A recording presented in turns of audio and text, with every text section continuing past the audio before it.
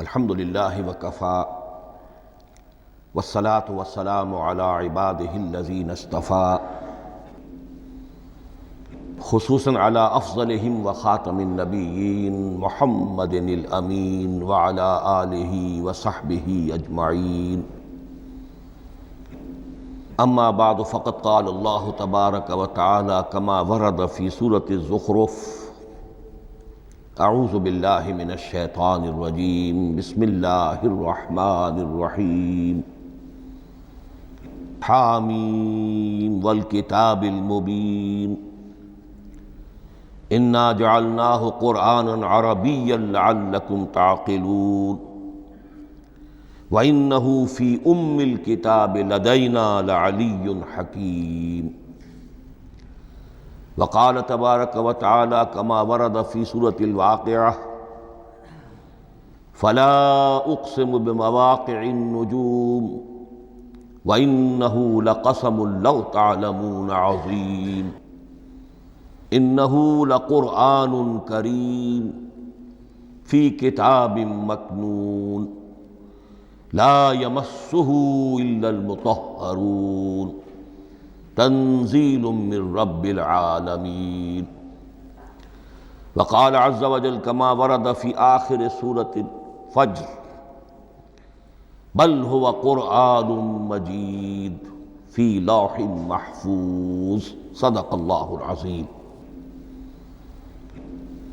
رب اشرح لی صدری ویسر لی امری واحلل عقدۃ من لسانی یفقہوا قولی اللہم ربنا الہمنا رشدنا واعذنا من شرور انفسنا اللہم ارنا الحق حقا وارزقنا اتباعہ وارنا الباطل باطلا وارزقنا اجتنابہ اللہم ارحمنا بالقرآن العظیم واجعلہ لنا اماما ونورا وہدا ورحمہ اللہم ذکرنا منہ ما نسینا وعلمنا منہ ما جہلنا وارزقنا تلاوتہ آناء اللیل وآناء النہار واجعلہ لنا حجتا یا رب العالمین آمین۔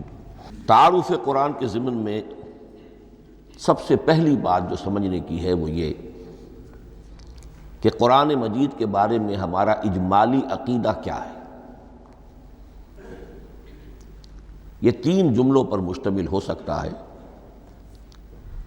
ہمارے نزدیک قرآن اللہ کا کلام ہے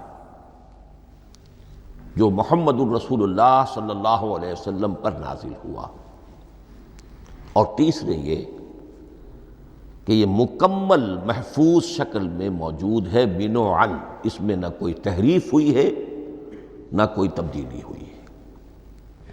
یہ کم سے کم تین اجزاء ہیں ہمارے عقیدے کے قرآن مجید کے بارے میں۔ لیکن اب اس کی کچھ علمی توضیحات۔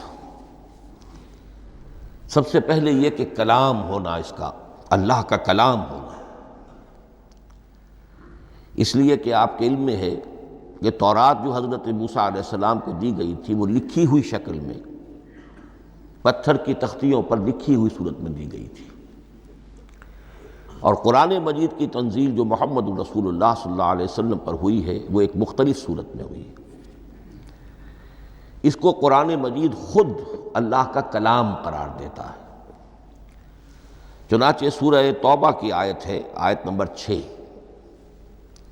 وَإِنْ أَحَدٌ مِّنَ الْمُشْرِكِينَ اسْتَجَارَكَ فَأَجِرْهُ حَتَّى يَسْمَعَ كَلَامَ اللَّهِ ثُمَّ أَبْلِغْهُ مَأْمَنَهُ۔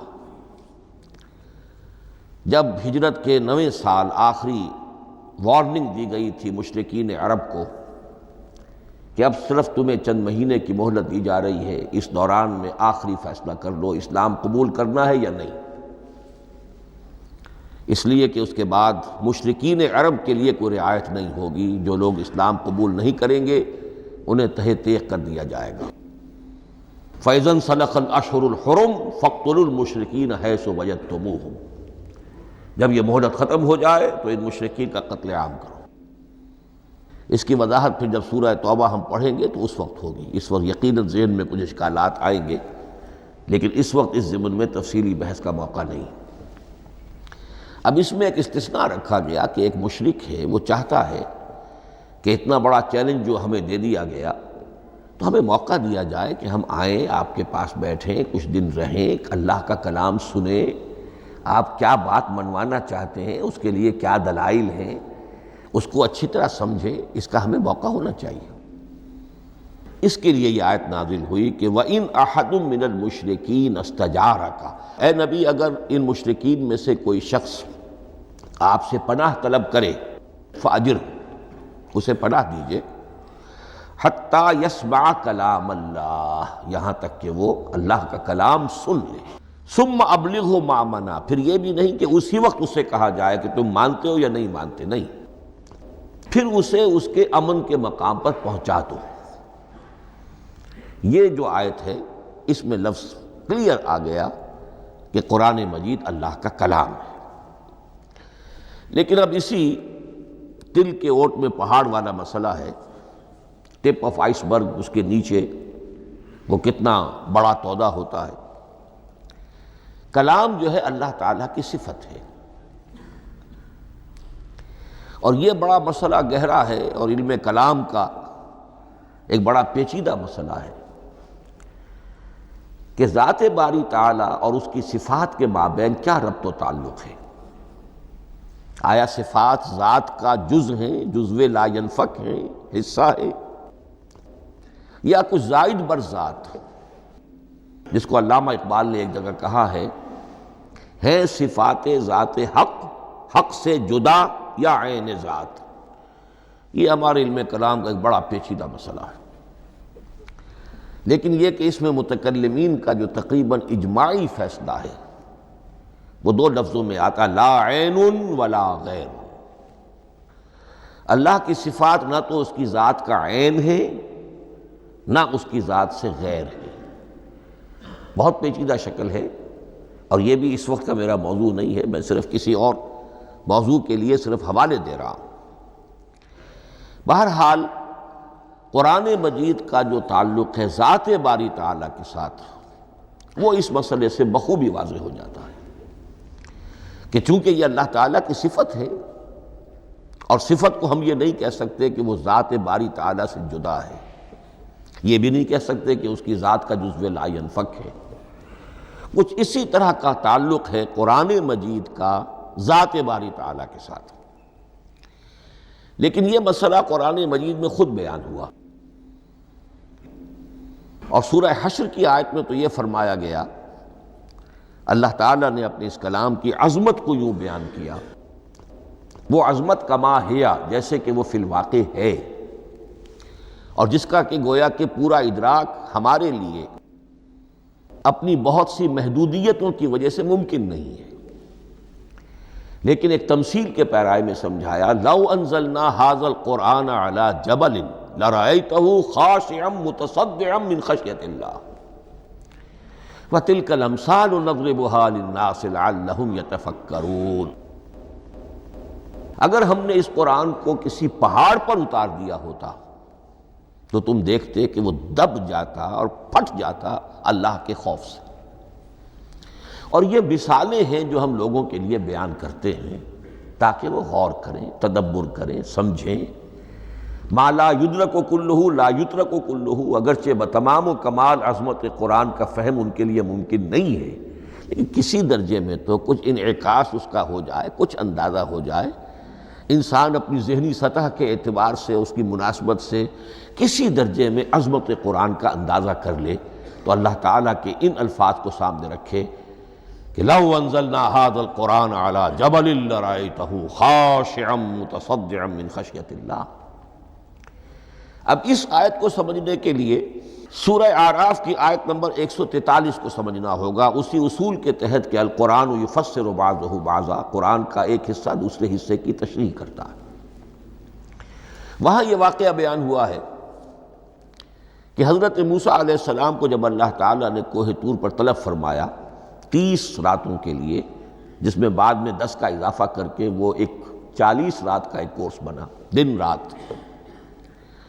اس موقع پر جو مخاطبہ الہی، مکالمہ الہی سے مشرف ہوئے حضرت موسیٰ علیہ السلام، تو ان کی آتش شوق بھڑکی، اور انہوں نے بڑی جرأت کر کے یہ درخواست کر دی، رب ارنی انظر الیک، پروردگار مجھے اپنا دیدار بھی عطا فرما، مجھے موقع عنایت فرما، میں تجھے دیکھ سکوں۔ یہ ان کی وہ آتش شوق کا مسئلہ ہے۔ لیکن جواب کیا ملا؟ لن ترانی، تو مجھے ہرگز نہیں دیکھ سکتے۔ وَلَٰكِنِ انظُرْ إِلَى الْجَبَلِ فَإِنِ اسْتَقَرَّ مَكَانَهُ فَسَوْفَ تَرَانِي۔ لیکن ظاہر بات ہے کہ حضرت موسیٰ علیہ السلام کو بات سمجھانے کے لیے کچھ مشاہدہ بھی کرانا تھا۔ فرمایا تم مجھے نہیں دیکھ سکتے، البتہ اس سامنے کے پہاڑ پر نگاہ جماؤ، ہم اس پر اپنی ایک تجلی ڈالیں گے۔ یہ اگلی الفاظ کے اندر وضاحت ہے، میں یہاں پہلے سے بیان کر رہا ہوں سمجھانے کے لیے۔ اگر وہ پہاڑ ہماری اس تجلی کو، تجلی کسے کہتے ہیں؟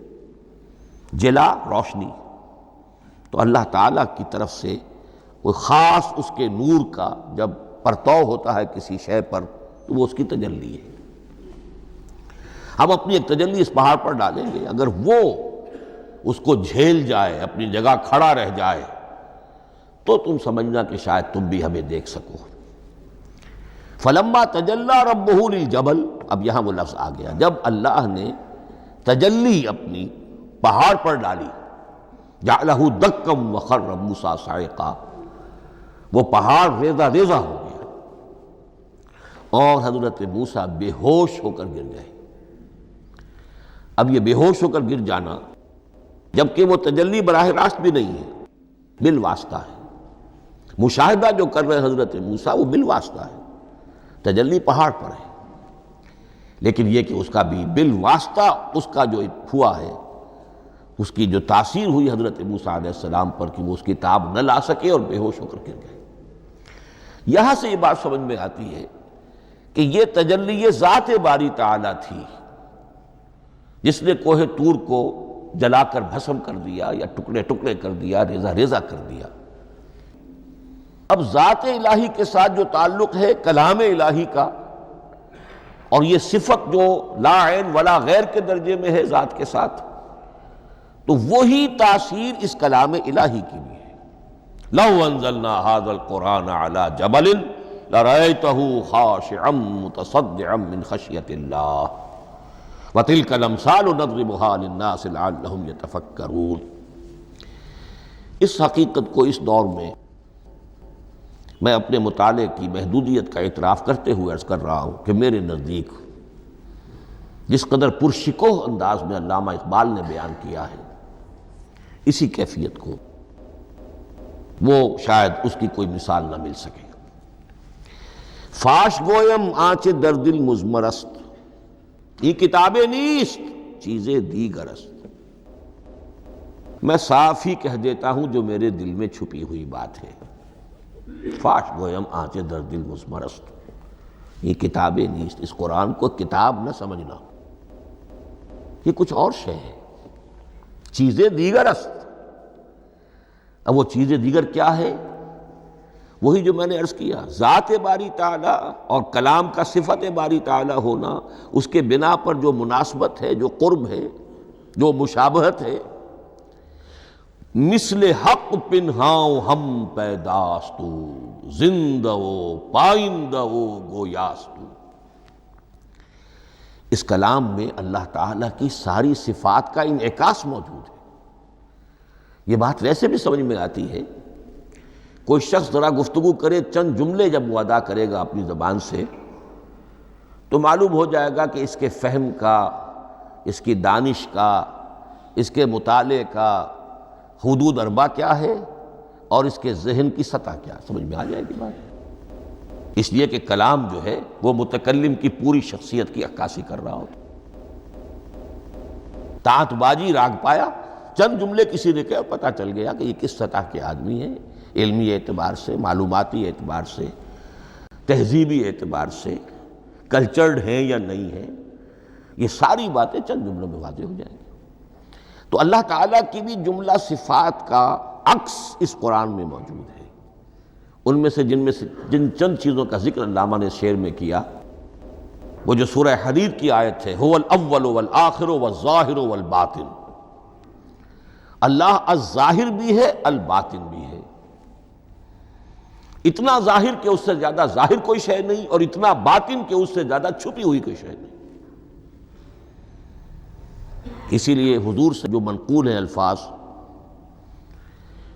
کہ پروردگار انت الظاہر فلیس فوقک شیء وانت الباطن فلیس دونک شیء، یہی کیفیت قرآن کی ہے۔ مثل حق پنہاں و ہم پیداستو، پنہاں بھی ہے ظاہر بھی ہے، جیسے ذات باری تعالی، اور جیسے اللہ تعالیٰ کی شان ہے جو آیت الکرسی کے شروع میں آئی، الحی القیوم،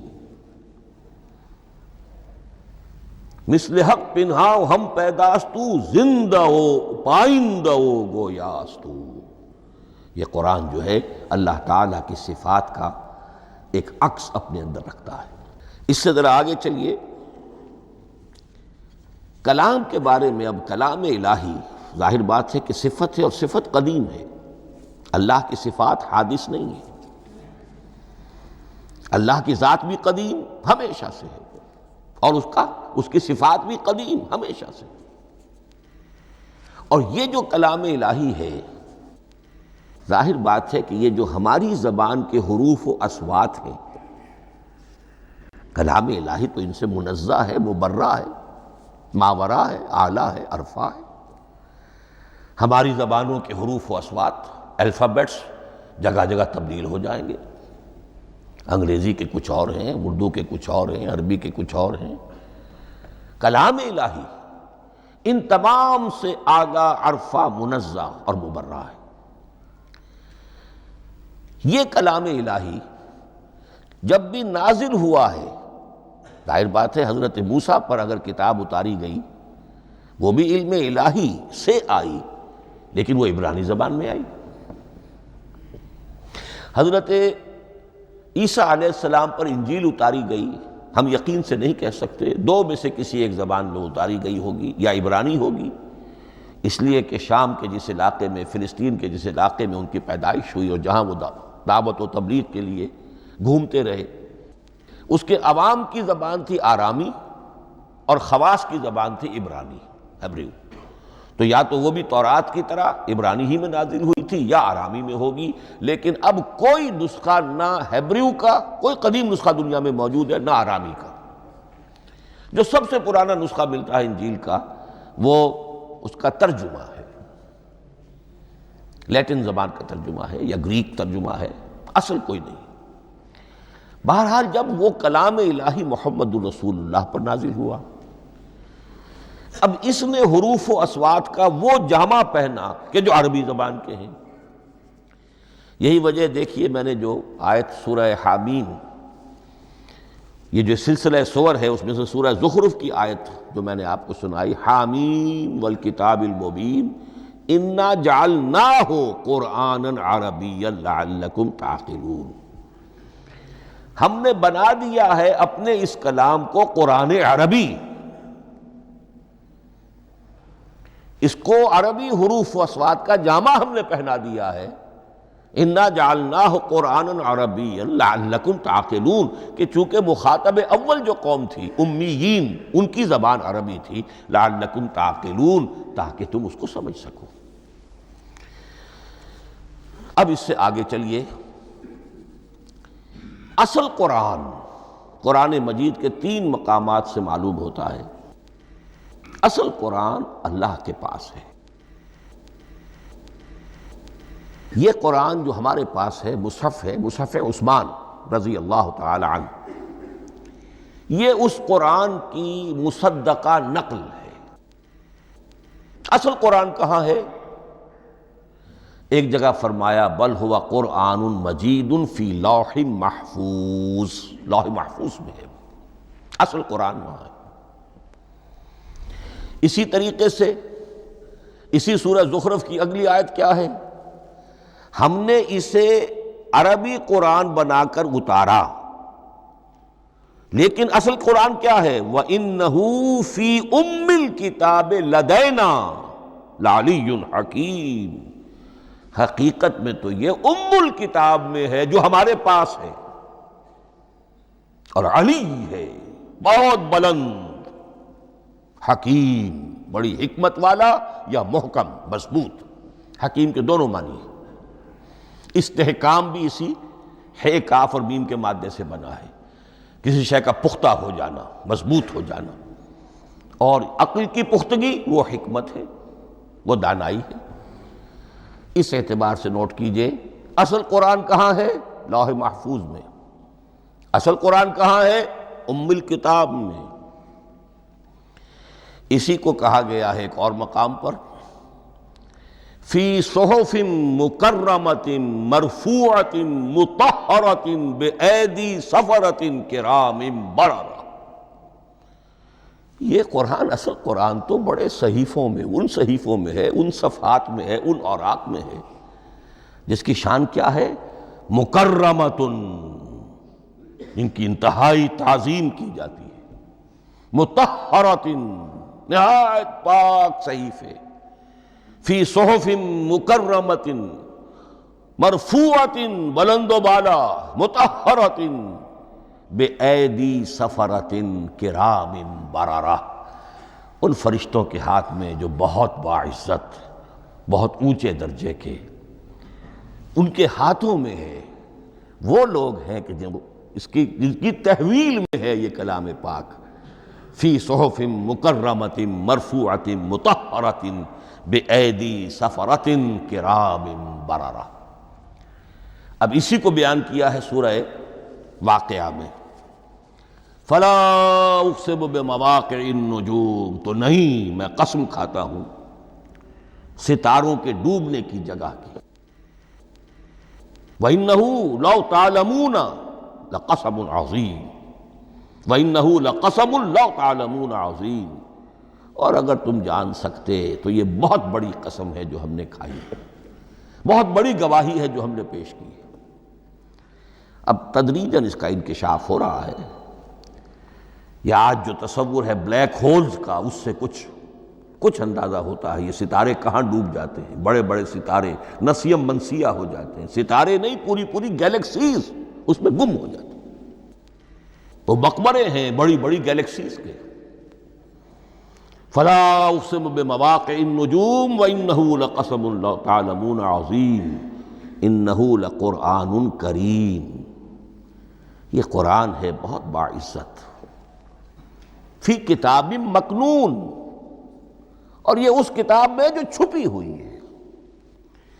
یہ لؤلؤ مکنون کا لفظ آتا ہے قرآن مجید میں، جیسے موتی ہوتے ہیں انہیں چھپا کر رکھا جاتا ہے ڈبیوں میں، مخملی ڈبیوں کے اندر موتیوں کو، اسی طریقے سے فی کتاب مکنون، لا یمسہ الا المطہرون، وہ صحیفے بھی بہت مطہرہ تھے اور ان کو چھو نہیں سکتے مگر وہی جو انتہائی پاک ہیں، ملائکہ مقربین، جن کے قریب سے بھی ہو کر معصیت یا گناہ کا کوئی تصور تک نہیں گزر سکتا، وہ ہیں جو اس کو چھوتے ہیں، ان کے ہاتھوں میں ہے، ان کی تحویل میں ہے۔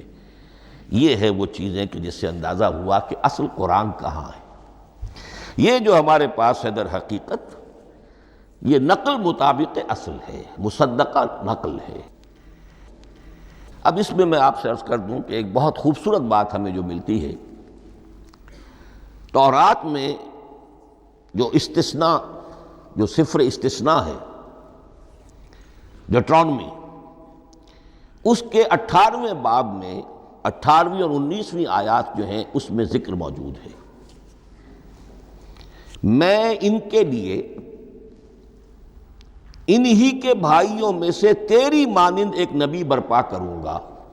اللہ تعالیٰ کلام فرما رہے ہیں یہاں حضرت موسیٰ علیہ السلام سے، آج بھی موجود ہے، اولڈ ٹیسٹمنٹ، ڈیوٹرانومی یا کتاب استثناء، صفر استثناء، اس کا 18واں باب، اس کی 18ویں اور 19ویں آیات، جب چاہیں جا کر دیکھ لیں۔ میں ان کے لیے ان کے بھائیوں ہی میں سے تیری مانند ایک رسول اٹھاؤں گا، میں ان کے لیے انہی کے بھائیوں میں سے تیری مانند ایک نبی برپا کروں گا اور اپنا کلام اس کے منہ میں ڈالوں گا، اور جو کچھ میں اس سے کہوں گا وہی وہ ان سے کہے گا۔ یہ ہے جو پیشین گوئی ہے محمد الرسول اللہ صلی اللہ علیہ وسلم کی، اور یہاں وہ فرق واضح کر دیا گیا، اے موسیٰ تم سے تو یا تو ہم نے کلام کیا ہے یا تمہیں جو کتاب دی ہے وہ لکھی ہوئی دی ہے، لیکن جو نبی تیری ہی مانند میں برپا کروں گا. اب اس میں بھی نوٹ کرنے کی بات ہے کہ حضرت موسیٰ کے مشابہ نبی اکرم صلی اللہ علیہ وسلم کے سوا کوئی نبی نہیں. صاحب کتاب وہ بھی تھے، صاحب کتاب محمد بھی ہیں، صاحب امت وہ بھی تھے، اور صاحب امت محمد رسول اللہ تیری مانند. صاحب شریعت، حضرت عیسیٰ صاحب شریعت نہیں تھے، شریعت موسوی ہی کو نافذ کرنے کے لیے آئے تھے. ان کی حیثیت دین موسوی کے مجدد کی تھی. ویسے نبی تھے، اللہ کے فضل و کرم سے نبی تھے، اس میں کوئی شک نہیں، رسول تھے. لیکن یہ کہ ان کے کام کی نوعیت کیا تھی؟ اس لیے کہ کوئی نئی شریعت لے کر نہیں آئے. اب بھی انجیل میں الفاظ موجود ہیں، don't think I have come to destroy law. یہ موزائک لا جسے یہ کہتے ہیں، شریعت موسوی، وہ تم پر نافذ رہے گی، تم اس کی پابندی کرو گے. چونکہ صاحب شریعت رسول یا موسیٰ یا محمد صلی اللہ علیہ وسلم علیہ الصلوۃ والسلام، تو میں ان کے بھائیوں میں سے، اب بھائی کون ہوں گے؟ ظاہر بات ہے بنی اسرائیل، ان کے کزنز کون ہیں؟ بنی اسماعیل. بنی اسرائیلی تو جو بھی نبی ہے وہ انہی میں سے ہے، ان کے بھائیوں میں سے. تو بھائی تو ہوگا، ان کا کزن ہوگا. اب وہ کون ہے؟ بنی اسماعیل. تو ان کے بھائیوں میں سے گویا کہ غیر اسرائیلی جو ان کے قریب ترین قرابت دار ہوں گے وہ بنو اسماعیل ہیں. تیرے مانند صاحب شریعت نبی میں برپا کروں گا، لیکن اس پر جو میرا کلام اترے گا وہ کس شکل میں اترے گا؟ میں اپنا کلام اس کے منہ میں ڈالوں گا، اور پھر وہ جو کچھ کہے گا وہ وہی کہے گا جو میں نے کہا ہے. اب اس کے حوالے سے ایک بہت اہم بات سمجھ لیجئے، اور قرآن مجید کے دو اہم مقامات کی وضاحت اس سے ہو جائے گی. یہ کلام اللہ، قرآن مجید میں اس کو قول جبرائیل بھی کہا گیا ہے. کلام اللہ حضرت جبرائیل کے ذریعے سے جب ادا ہوا ہے تو قول جبرائیل ہے، اور پھر جب وہ محمد الرسول اللہ کی زبانی ادا ہوا تو قول رسول ہے، قول محمد ہے صلی اللہ علیہ وسلم. یہ قول اللہ بھی ہے، قول جبرائیل بھی ہے، اور قول محمد بھی ہے بیک وقت. یہ بات دیکھیے سورۃ تکویر، اذا الشمس کورت، انہ لقول رسول کریم ذی قوت عند ذی العرش مکین مطاع ثم امین وما صاحبکم بمجنون. یہ یہاں پر حضرت جبرائیل کا ذکر ہو رہا ہے. وما ہوا بقول شیطان الرجیم، محمد تک اس قرآن کو لانے والا تو وہ بلند پائے کا فرشتہ ہے، یہ کوئی شیطان رجیم نہیں ہے. اس لیے کہ مکے والوں نے کہہ دیا تھا ہو سکتا ہے کوئی بدروح آئی ہو محمد پر، اور اس بدروح نے کوئی الٹی سیدھی بات سکھا دی ہو. نہیں، انہ لقول رسول کریم. یہاں رسول کریم کون ہے؟ حضرت جبرائیل.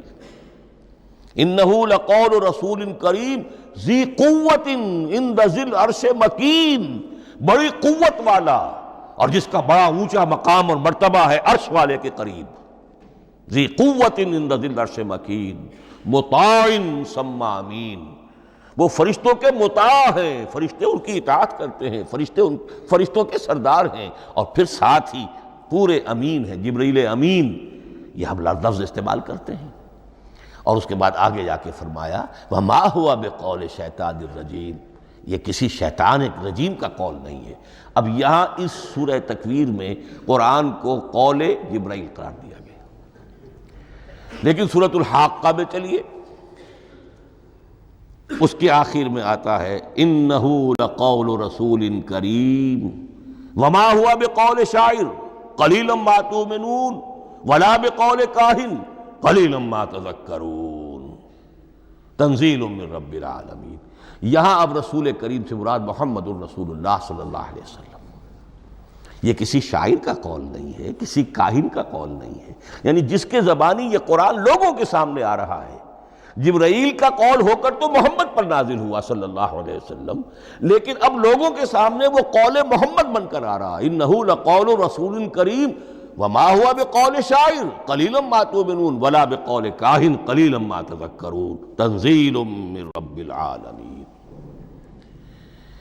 تو قرآن مجید کلام اللہ ہے، پھر وہ قول جبرائیل بنا، جب جبرائیل نے آ کر محمد کو سنایا، اور پھر وہ قول محمد بنا جب محمد کی زبان مبارک سے لوگوں نے اسے سنا، اہل عرب نے سنا، اور پھر وہ بات پھیلتی چلی گئی۔ اب آخری بحث اس موضوع پر جو ہے وہ یہ ہے، کلام الہی کی 3 صورتیں ہیں جو قرآن مجید میں سورہ شورى کی آیت نمبر 51 میں بیان ہوئی ہے۔ وَمَا كَانَ لِبَشَرٍ أَن يُكَلِّمَهُ اللَّهُ، کسی بشر، کسی انسان کی یہ حیثیت نہیں ہے، مقام نہیں ہے کہ اللہ اس سے کلام کرے۔ یہ نہیں کہا کہ اللہ کے لیے ممکن نہیں ہے، نہیں، اللہ کے لیے تو ہر شے ممکن ہے، لیکن کسی بشر کا یہ مقام نہیں ہے کہ اللہ اس سے کلام کرے۔ مخلوق ہے، بشر ہے۔ ما کان لبشر ان یکلمہ اللہ الا اب 3 شکلیں آئیں، الا وحیا او من وراء حجاب او یرسل رسولا فیوحی باذنہ ما یشاء انہ علی حکیم۔ 3 صورتیں ہیں کلام الہی کی۔ یا تو براہ راست اللہ وحی کرتا ہے بغیر کسی فرشتے کی درمیان میں ذریعہ بنائے ہوئے، اسی کا نام الہام ہے، اسی کا نام تحدیث ہے۔ یہ غیر نبی کے ساتھ بھی ہوتا ہے۔ حضور نے فرمایا ہر نبی کی امت میں محدث ہوتے تھے جن سے اللہ کلام کرتا تھا، اور میری امت کا محدث عمر ہے رضی اللہ تعالی عنہ۔ محدث نہیں، محدث کے معنی ہے علم حدیث کا ماہر۔ امام بخاری محدث ہیں، امام مسلم محدث ہیں۔ محدث تحدیث سے مفعول بنا جس سے بات کی جاتی ہے، محدث۔ اللہ بات کرتا ہے، اللہ دل میں ڈال دیتا ہے، القاء ہو جاتا ہے، الہام ہو جاتا ہے، کوئی فرشتہ درمیان میں نہیں، براہ راست۔ دوسری شکل کلام کی کیا ہے؟ او من وراء حجاب، یہ ہمارے علم کی حد تک صرف حضرت موسیٰ علیہ السلام کی شان ہے، استثنائی شان ہے۔ وَكَلَّمَ اللَّهُ مُوسَىٰ تَكْلِيمًا، اور موسیٰ کے ساتھ تو اللہ نے کلام فرمایا جیسے کہ کلام کیا جاتا ہے۔ فرق کیا تھا؟ من وراء حجاب، پردہ تھا، دیکھ نہیں سکتے تھے، تبھی تو ان کی وہ آتشی شوق بھڑکی تھی۔ کیا قیامت ہے کہ چلمن سے لگے بیٹھے ہیں، صاف چھپتے بھی نہیں، سامنے آتے بھی نہیں، کلام بھی فرما رہے ہیں، لیکن یہ کہ بات مجھے دیدار عطا کرنے کے لیے تیار نہیں، رب ارنی انظر الیک۔ لیکن یہ جو کلام ہے ہمارے علم کی حد تک براہ راست اس دنیا میں حضور سے ہوا ہے معراج کی شب، لیکن وہ 7ویں آسمان پر ہوا۔ اس دنیا میں ہمارے علم کی حد تک یہ کلام براہ راست من ورائے حجاب صرف حضرت موسیٰ علیہ السلام کی استثنائی شان ہے۔ اور تیسرا ہے او یرسل رسولا فیوحی باذنہ ما یشاء، یا تیسری صورت یہ کہ اللہ کسی پیغامبر کو بھیجتا ہے جو وحی کرتا ہے جو اللہ چاہتا ہے۔ یہ تیسری شکل ہے وحی کی۔ قرآن مجید اس تیسری شکل میں نازل ہوا ہے محمد الرسول اللہ صلی اللہ علیہ وسلم پر۔ حضور کو جو الہام ہو جاتے تھے، جو حضور کو القاء ہو جاتا تھا، جو آپ کے دل میں براہ راست اللہ کی طرف سے وحی آتی تھی، وہ قرآن میں شامل نہیں ہے۔ اگرچہ حضور کے خواب بھی سچے تھے، وہ بھی اللہ کی طرف سے ہوتے تھے، شیطان کی آمیزش نہیں ہو سکتی تھی، لیکن یہ بھی قرآن میں شامل نہیں ہے۔ قرآن میں شامل ہے تیسری قسم کی وحی، او یرسل رسولا، پھر ہم بھیجتے ہیں ایک پیغامبر کو فرشتوں میں سے۔ اللہ یصطفی من الملائکۃ رسلا ومن الناس، اللہ چن لیتا ہے فرشتوں میں سے بھی اپنا پیغامبر اور انسانوں میں سے بھی۔ تو فرشتے کے ذریعے سے ایک فرشتہ جو اللہ سے لیتا ہے اور انسان، رسول انسان تک پہنچا دیتا ہے۔ اب وہ رسول انسان، رسول بشر جو ہے وہ اپنے ہم نوع، ہم جنس لوگوں کو پہنچاتا ہے۔ تو اللہ یصطفی من الملائکۃ رسلا ومن الناس، یہاں وہی بات فرمائی او یرسل رسولا فیوحی باذنہ ما یشاء، پھر وہ وحی کرتا ہے اللہ کے حکم سے جو اللہ چاہتا ہے۔ یہ کلام الہی کی یہ تیسری شکل ہے جو محمد الرسول اللہ صلی اللہ علیہ وسلم پر نازل ہوا اور وہ ہے قرآن حکیم۔ اب ایک اور بحث جو علمی ہے وہ یہ ہے کہ حضور پر جو اس کا نزول ہوا اس کی کیفیات کیا تھی۔ دو الفاظ استعمال ہوتے ہیں، انزال بھی اور تنزیل بھی۔ ان دونوں میں فرق کیا ہے اس کو نوٹ کر لینا چاہیے۔ لغوی اعتبار سے جان لینا چاہیے، نزل ینزل کسی کا خود اترنا، نازل ہونا، اترنا۔ انزل ینزل دفعتاً اتار دینا، کسی اور نے کسی شے کو دفعتاً نیچے اتار دیا۔ یہی مفہوم نزلہ کے ساتھ بے لگ جائے تو آ جاتا ہے، با کے ساتھ نزلہ بہی، یہ اتارنے کے مفہوم میں آئے گا۔ لفظی ترجمہ یہ بھی کر سکتے وہ اترا اس شے کے ساتھ۔ نزل بہ الروح الامین، اس کو لے کر نازل ہوا خود روح الامین فرشتہ علی قلبک، اے محمد صلی اللہ علیہ وسلم آپ کے قلب مبارک پر۔ تو نزل بے اور انزال اس کے معنی ایک ہی ہے، لیکن اگلا لفظ ہے تنزیل، نزل ینزل تنزیلا، اس کے معنی ہے رفتہ رفتہ، تدریجاً، نجماً نجماً، تھوڑا تھوڑا کر کے، وقفے وقفے سے اتارنا۔ جیسے عربی میں اعلام کہیں گے کسی کو کچھ بتا دینا، باخبر کر دینا، مطلع کر دینا، بھائی مطلع کر دیا میں نے، اب تم جانو تمہارا کام، یہ اعلام کہلائے گا۔ تعلیم کسے کہتے ہیں؟ سکھانا، درجہ بدرجہ، دیکھنا اس کی استعداد کیا ہے، آج یہ کیا بات سمجھ سکتا ہے، میں اتنے ہی درجے تک سمجھاؤں، اب کل میں اسے مزید سمجھاؤں گا، پرسوں مزید سمجھاؤں گا۔ یہ درجہ بدرجہ کسی شے کو سمجھانا، یہ تعلیم ہے۔ تو انزل ینزل انزالا، یہ ہے اتار دینا دفعتاً، اور نزل ینزل تنزیلا، یہ ہے تدریجاً اتارنا۔ اب قرآن مجید کے لیے یہ دونوں الفاظ مستعمل ہیں، لیلۃ القدر اور لیلۃ المبارکہ۔ اب یہ دو بھی نوٹ کر لیجئے، قرآن مجید میں چونکہ اہم مضامین کم سے کم دو جگہ پر ضرور آتے ہیں۔ انا انزلناہ فی لیلۃ القدر، یہاں انزلنا ہے، نزلنا نہیں ہے، انزلنا ہے، ہم نے اتارا اس کو لیلۃ القدر میں۔ اور باقی صورت تو آپ کو یاد ہوگی، وما ادراک ما لیلۃ القدر، لیلۃ القدر خیر من الف شہر، تنزل الملائکۃ والروح فیہا باذن ربہم من کل امر، سلام ہی حتی مطلع الفجر۔ لیکن یہ اہم مضمون قرآن مجید میں دوسری جگہ بھی ہے۔ سورہ دخان کے شروع میں فرمایا حامیم والکتاب المبین انا انزلناہ فی لیلۃ مبارکۃ انا کنا منذرین فیہا یفرق کل امر حکیم امرا من عندنا انا کنا مرسلین رحمتا من ربک انہ هو السمیع العلیم۔ یہ لیلۃ المبارکہ ہے، ایک ہی ہے، لیلۃ القدر اور لیلۃ مبارکۃ، ان دونوں کے لیے وہی انزلنا کا لفظ آیا۔ لیکن یہ کہ سابقہ کتابوں کے اعتبار سے قرآن مجید کا فرق واضح کیا گیا ہے۔ مثلا سورہ نساء کی آیت نمبر 136 بہت نمایاں ہے، بہت نمایاں ہے۔ وہاں فرمایا گیا یا ایھا الذین آمنوا آمنوا باللہ ورسولہ والکتاب الذی نزل علی رسولہ والکتاب الذی انزل من قبل۔ اے ایمان کے دعوے دارو، حقیقتاً ایمان لاؤ، ایسے ایمان لاؤ جیسے ایمان لانے کا حق ہے، اللہ پر بھی اور اس کے رسول پر بھی، اور اس کتاب پر بھی جو اللہ نے اپنے رسول پر نازل فرمائی، اور اس کتاب پر بھی جو اللہ نے پہلے نازل فرمائی۔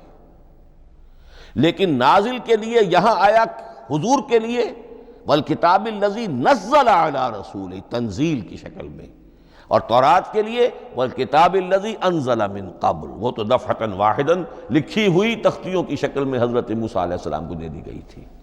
تو یا ایھا الذین آمنوا آمنوا باللہ ورسولہ والکتاب الذی نزل علی رسولہ والکتاب الذی انزل من قبل۔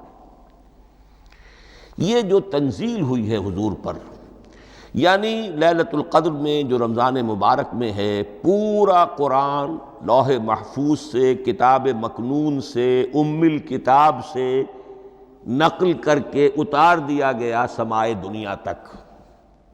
پہلا آسمان جسے ہم کہتے ہیں سمائے دنیا، وہ آسمان جو قریب ترین ہے دنیا کے۔ وہاں سے اب یہ درجہ بدرجہ تھوڑا تھوڑا چند آیتیں، چند سورتیں، پھر آیتیں، پھر سورتیں، یہ نازل ہوا محمد الرسول اللہ صلی اللہ علیہ وسلم پر۔ گویا کہ پہلا مرحلہ انزال کا ہے، پورا قرآن لوح محفوظ یا کتاب مکنون یا ام الکتاب سے نقل کر کے اتار دیا گیا سمائے دنیا تک۔ یہ ہے انزل ینزل انزالا، انا انزلناہ فی لیلۃ القدر انا انزلناہ فی لیلۃ مبارکہ۔ لیکن محمد الرسول اللہ پر یہ نازل ہوا اب تھوڑا تھوڑا، نجمن نجمن، درجہ بدرجہ، تدریجاً۔ یہ ہے تنزیل۔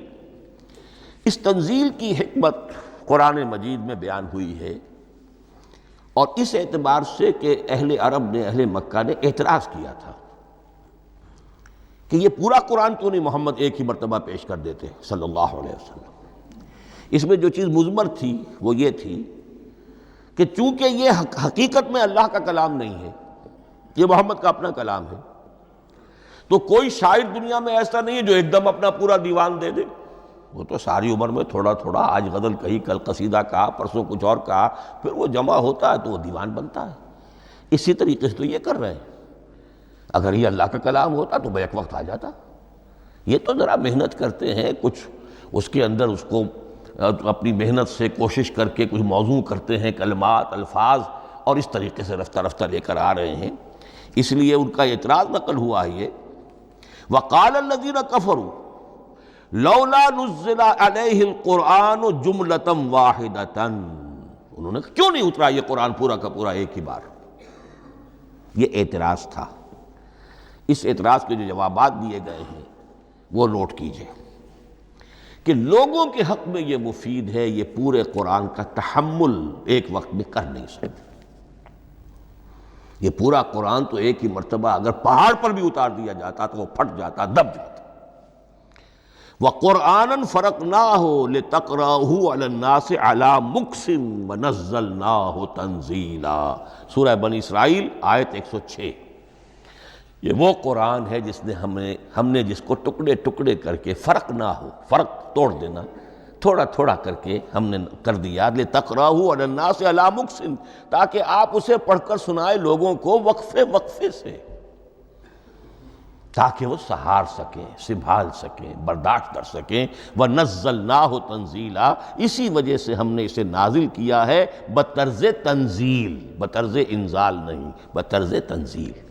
وَقُرْآنًا فَرَقْنَاهُ لِتَقْرَأَهُ عَلَى النَّاسِ عَلَى مُكْثٍ وَنَزَّلْنَاهُ تَنزِيلًا۔ ایک حکمت تو ہو گئی عوام کے لیے، ایک حکمت خود رسول کے لیے صلی اللہ علیہ وسلم۔ كَذَلِكَ لِنُثَبِّتَ بِهِ فُؤَادَكَ وَرَتَّلْنَاهُ تَرْتِيلًا۔ اب ذرا نوٹ کیجئے، قلب محمدی کے لیے بھی اس پورے کلام کا ایک دم سہار آسان کام نہیں تھا۔ یہ اس لیے، یہ اسی سورہ الفرقان کی جو آیت کا میں نے ایک حصہ آپ کو سنا دیا تھا، اسی کے اندر اس کا جواب آیا ہے، اسی آیت میں، آیت نمبر 32 ہے یہ سورہ فرقان کی۔ وَقَالَ الَّذِينَ كَفَرُوا لَوْلَا نُزِّلَ عَلَيْهِ الْقُرْآنُ جُمْلَةً وَاحِدَةً، یہ اعتراض ہے۔ جواب کیا ہے؟ كَذَلِكَ لِنُثَبِّتَ بِهِ فُؤَادَكَ، ہم نے یہ اس لیے کیا ہے نبی کہ اس کے ذریعے سے آپ کے دل کو ٹھہراؤ اور جماؤ عطا کریں۔ یہ ایک دم اس کا اتر جانا، اِنَّا سَنُلْقِي عَلَيْكَ قَوْلًا ثَقِيلًا، بڑا بھاری بوجھ ہے، ناقابل برداشت ہے، تاکہ رفتہ رفتہ آپ کا دل، اس کے اندر تقویت بڑھتی چلی جائے، اس کے اندر اور اس کا تحمل جو ہے، اس کی صلاحیت بڑھتی چلی جائے۔ كَذَلِكَ لِنُثَبِّتَ بِهِ فُؤَادَكَ وَرَتَّلْنَاهُ تَرْتِيلًا، اسی لیے ہم نے تھوڑا تھوڑا کر کے نازل کیا ہے۔ وَلَا يَأْتُونَكَ بِمَثَلٍ لَّا جِئْنَاكَ بِالْحَقِّ وَأَحْسَنَ تَفْسِيرًا، ساتھ ہی فرمایا کہ یہ لوگ جو بھی اعتراض کریں گے ہم اس کا جواب بھی اور بہترین تعویل بھی آپ کو دے دیں گے۔ اب اگلی بحث یہ ہے، یہ قرآن کب اور کہاں نازل ہوا؟ یہ عام معلوماتی شے ہے، اس میں کوئی پیچیدگی نہیں ہے، لیکن اس کی اہمیت ہے، بہت ضروری ہے۔ وہ میں انشاءاللہ اگلی بحث میں جب کہ قرآن کے سمجھنے کے جو اصول ہیں ان کو بیان کروں گا تو وضاحت سے بات آئے گی۔ یہ کہ یہ عام معلوماتی ایک ہمارے ذہن میں خاکہ رہنا چاہیے، زمان و مکان کا کیا رشتہ ہے قرآن کے ساتھ۔ قرآن نازل کب ہوا؟ ہمارا چونکہ عام طور پر جو معمول ہے، ہم تو جو کرسچین ایرا ہے اس کے حوالے سے ہمارے ذہن کے اندر سارا حساب کتاب ہے، تو سن 610 عیسوی سے لے کر 632 عیسوی تک شمسی حساب سے 22 سالوں میں قرآن نازل ہوا ہے۔ 571 حضور کی ولادت کا سال ہے، 571 عیسوی۔ 610 میں آپ 39 سال کے ہوئے، لیکن قمری حساب سے 40 کے ہو چکے۔ 610 میں قرآن کی تنزیل شروع ہوئی اور 632 میں آپ کا انتقال ہوا۔ 22 برس زمانی اعتبار سے نقشہ ذہن میں رکھیے، اور اسے ہم اگر دوسرے حساب سے کہیں گے تو عام الفیل، وہ جو ابرہہ آیا تھا بیت اللہ کو ڈھانے کے لیے، وہ سال عربوں میں بہت مشہور ہو گیا تھا، اور وہی سال حضور کی ولادت کا ہے۔ تو عام الفیل ہی میں حضور کی ولادت ہوئی، لہذا 40 عام الفیل میں قرآن مجید کا نزول شروع ہوا، اور 11 ہجری تک یہ 23 برس بنتے ہیں قمری حساب سے۔ ایک رائے یہ بھی ہے کہ قرآن کا نزول 20 برس میں ہوا ہے، اور اس میں وضاحت یہ ہے کہ پہلے 3 سال اللہ تعالیٰ نے ایک فرشتے کو، حضرت اسرافیل علیہ السلام کو مامور کیا تھا حضور کی تعلیم پر۔ دنیاوی اعتبار سے حضور نے کوئی تعلیم حاصل نہیں کی، آپ امی تھے۔ آپ نے دنیاوی اعتبار سے کسی کے سامنے زانو تلمس طے نہیں کیا، کہیں کوئی تعلیم حاصل نہیں کی، کہیں کوئی تحصیل علم نہیں کی، لیکن اللہ تعالیٰ نے علمہ شدید القوا، اللہ تعالیٰ نے جو کچھ انہیں سکھایا ہے، جو علم انہیں عطا کیا ہے، تو ایک روایت یہ ہے کہ 3 برس تک، اور اس کے بعد پھر قرآن نازل ہونا شروع ہوا، تو 20 برس تک قرآن نازل ہوا۔ لیکن وہ لوگ بھی مانتے ہیں کہ سورہ علق کی آیتیں نازل ہو چکی تھی، پھر 3 برس کا وقفہ ہے۔ سورہ علق کی آیتیں کیا ہے؟ جو پہلی وحی ہے، اقرأ بسم ربک الذی خلق، خلق الانسان من علق، اقرأ وربک الاکرم الذی علم بالقلم، علم الانسان ما لم یعلم۔ گویا کہ بسم اللہ ہو رہی ہے محمد الرسول اللہ صلی اللہ علیہ وسلم کی تعلیم کی، اور جن گھرانوں میں یہ رواج ابھی تک چل رہا ہو، بسم اللہ بچوں کی کراتے ہیں، ایک تقریب کی شکل میں منعقد کرتے ہیں، ہمارے ہاں یہ رواج تھا، اب ہم چھوڑ چکے ہیں، کہ جو تقریب بھی حضور کی اور صحابہ کی زندگیوں سے ثابت نہ ہو، ہمیں کوشش کرنی چاہیے کہ ان تقریبات کا سلسلہ منقطع کریں۔ ما انا علیہ واصحابی، ہماری تقریبات جو ہیں وہ بس وہیں تک محدود رہنی چاہیے۔ بہرحال وہ جو ایک چلتی ہے روایت، 4 سال 4 مہینے 4 دن کا بچہ یا بچی ہے تو بسم اللہ یہی آیتیں پڑھی جاتی ہیں۔ پڑھ تو نہیں سکتا، انگلی رکھ کر پڑھانے والا کوئی عالم دین بیٹھ جاتا ہے سامنے، وہ نہا دھو کر بچہ یا بچی بیٹھی ہوئی ہے، اور اس کو اقرأ بسم ربک الذی خلق، خلق الانسان من علق، اقرأ وربک الاکرم الذی علم بالقلم، علم الانسان ما لم یعلم۔ اب اس میں تو سارا پڑھنے پر زور ہے، حصول علم پر زور ہے، کسی تبلیغ کا حکم ہی نہیں، ابھی رسالت کا کوئی تذکرہ کچھ بھی نہیں، اس میں تو قیامت کا بھی کوئی ذکر نہیں۔ اب اس کے بعد روایت یہ ہے کہ 3 برس تک پھر حضرت اسرافیل دن رات حضور کے ساتھ رہے ہیں اور آپ کی تعلیم ہوئی ہے، اور پھر 3 برس کے بعد پھر وحی کا سلسلہ شروع ہوا ہے، واللہ عالم۔ لیکن یہ کہ جب سورہ اقرا نازل ہو چکی ہے، اس کی 5 آیتیں، تو وہ 3 برس بھی اس کا وقفہ شمار ہوں گے، زمانہ نزول پھر وہی 23 برس رہے گا۔ اسی کے ساتھ میں نے عرض کیا تھا کہ دوسری بات یہ کہاں نازل ہوا قرآن۔ ایک لفظ میں تو یہ سمجھ لیجئے یہ حجاز میں نازل ہوا۔ حجاز جزیرہ نماء عرب کا ایک خاص حصہ ہے، پہاڑی سلسلہ، یوں سمجھ لیجئے، اس کو ذہن میں رکھیے۔ جزیرہ نماء عرب جو ہے وہ شمال سے جنوب کی طرف چوڑا ہوتا جاتا ہے، شمال میں شام اور عراق کی طرف جاتا ہے تو وہ تنگ ہے، پھر نیچے چوڑا ہو رہا ہے۔ اس کا جو مغربی ساحل ہے، جس پر جدہ کی بندرگاہ بھی ہے، ینبو کی بھی ہے، اس کے کہیں وہ ایک میدان شروع ہوتا ہے ساحل سے، کہیں وہ بہت مختصر ہے، کہیں خاصا چوڑا ہے، اس کو کہتے ہیں تہامہ۔ پھر ایک پہاڑی سلسلہ ہے، اس کو کہتے ہیں حجاز۔ یہ پہاڑی سلسلہ جو ہے اس کے بعد جو ہے وہ نجد کہلاتا ہے، وہ سطح مرتفع ہے، پلیشو۔ تو یہ 3 حصے ہیں جزیرہ نما عرب کے جغرافیائی اعتبار سے. اور حجاز کہتے بھی ہیں پردے کو، حاجزن، پردہ جو 2 چیزوں کے درمیان حائل ہو جائے. تو یوں سمجھیے کہ یہ فلیٹ ہے نجد کا، اور یہ فلیٹ ہے میدان، یہ ہے تہامہ کا، اور درمیان میں یہ پہاڑی سلسلہ کھڑا ہوا ہے. تو یہ گویا کہ ان دونوں کو جدا کر رہا، یہ حجاز ہے. اس حجاز ہی کا شہر مکہ ہے، اس حجاز ہی کا شہر مدینہ ہے، اس حجاز ہی کا شہر طائف ہے، اس حجاز ہی کی آخری ٹپ سمجھ لیجئے تبوک ہے. تو حضور صلی اللہ علیہ وسلم کی پوری زندگی آغاز وحی کے بعد سے لے کر وہ اسی علاقے کے اندر. پہلے آپ مکے میں تھے، قرآن مجید کی جو صورتیں اس دور میں نازل ہوئیں یا آیتیں نازل وہ مکیات کہلاتی ہیں. پھر آپ نے ہجرت کی، اور ہجرت کر کے جب آپ جا رہے تھے اس دوران میں بھی کچھ قرآن نازل ہوا اثناء ہجرت میں. پھر آپ مدینے تشریف فرما ہوئے، اب وہ ہم کہتے ہیں مدنی قرآن، لیکن مدنی قرآن سارا مدینے میں نازل نہیں ہوا. آپ کبھی جا رہے کسی مہم پر، کسی جنگ کے لیے، غزوہ بدر کے لیے آ گئے ہیں، تو وہاں جو آیات نازل ہو رہی ہیں وہ مدینے میں تو نہیں ہو رہی. براڈ تقسیم تو یہی ہے، مکی مدنی. ہجرت سے قبل جو کچھ نازل ہوا وہ مکی، ہجرت کے بعد جو کچھ نازل ہوا وہ مدنی. لیکن صرف مدنی کہنا صحیح نہیں ہے. اثناء سفر تبوک، اتنا طویل سفر ہے آپ کا، اس کے دوران آتے جاتے قرآن نازل ہوتا رہا.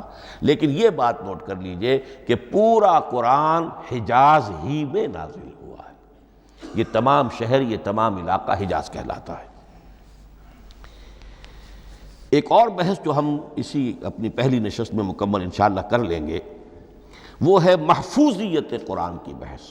میں نے عرض کیا تھا کہ 3 چیزوں پر ہمارا عقیدہ مشتمل ہے. یہ اللہ کا کلام ہے، نمبر 1. نازل ہوا محمد الرسول اللہ پر صلی اللہ علیہ وسلم. اسی لیے ہم نے کلام سے متعلق کچھ مباحث علمی گہرائی میں اتر کر وہ سمجھے. حضور پر اس کے نزول، انزال اور تنزیل کے مختلف مراحل کو سمجھا. اب اس کی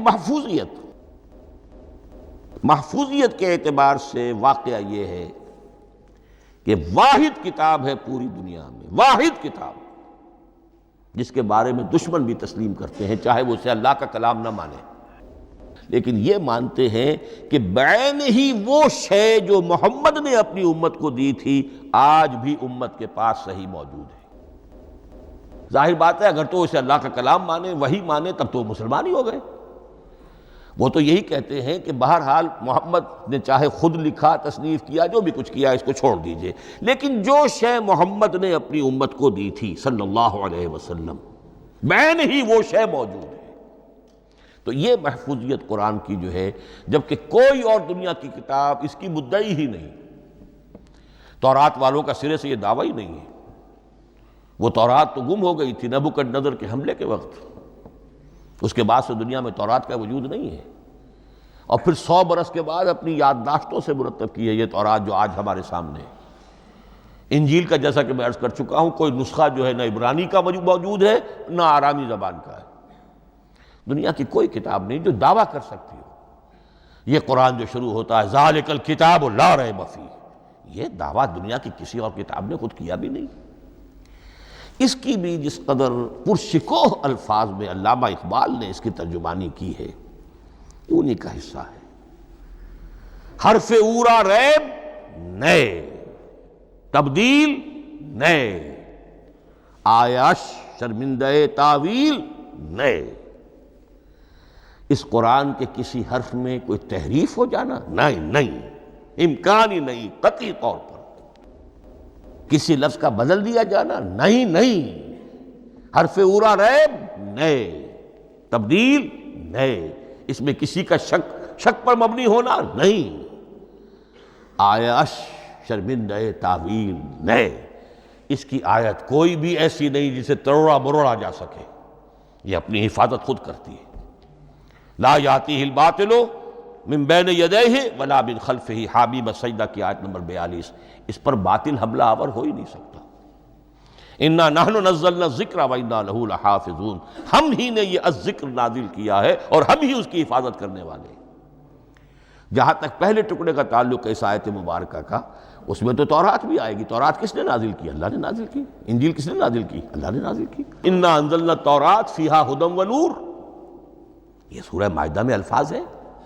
انجیل کے بارے میں بھی ہم نے انجیل عطا کی عیسیٰ کو، فیہ ھدی و نور، لیکن یہ کہ انا نحن نزلنا الذکر، اس کو اس قدر تاکید کے ساتھ کہہ کر وَإِنَّا لَهُ لَحَافِظُونَ، اور ہم ہی اس کے محافظ ہیں۔ لیکن اس موضوع پر اہم ترین مقام جو ہے قرآن مجید کا، وہ سورہ قیامہ کی یہ آیات ہے، لا تحرک بہ لسانک لتعجل بہ۔ جب قرآن نازل ہوتا تھا حضور جلدی جلدی زبان کو حرکت دیتے تھے، یاد کر لیں، مبادا کہیں بھول جاؤں، مبادا کوئی لفظ جو ہے تبدیل ہو جائے۔ یہ مشقت جو آپ جھیل رہے تھے، اس سے اللہ نے روک دیا از راہ شفقت اور محبت۔ لا تحرک بہ لسانک لتعجل بہ ان علینا جمعہ وقرآنہ، ہمارے ذمے ہے اس کو جمع کر دینا، آپ کے سینے میں جمع کر دیں گے اس کو۔ اور صرف جمع کرنا نہیں، قرآن، ترتیب۔ قرآن ہوتا ہے پڑھا جاتا ترتیب سے، یعنی ترتیب نزولی۔ یہ بعد میں ہماری علیحدہ بحث بھی آئے گی کہ ترتیب نزولی اور ہے، ترتیب مصحف اور ہے، یہ ترتیب بھی ہم کروا دیں گے، یہ بھی ہمارے ذمے ہے۔ ان علینا جمعہ وقرآنہ فاذا قرأناہ فاتبع قرآنہ، پھر جب ہم جس ترتیب سے پھر آپ کو پڑھائیں اسی ترتیب کی پیروی کیجیے۔ یہ جو ہے کہ قرآن کا جمع اور تدوین، یہ بھی اللہ تعالیٰ نے اس کی ضمانت لی، اور اس کی ترتیب بھی اللہ تعالیٰ ہی کی ضمانت سے ہے۔ اس اعتبار سے محفوظیت قرآن کے یہ دونوں پہلو ہمارے سامنے رہنے چاہیے۔ بارک اللہ لی ولکم فی القرآن العظیم ونفعنی وإیاکم بالآیات والذکر الحکیم۔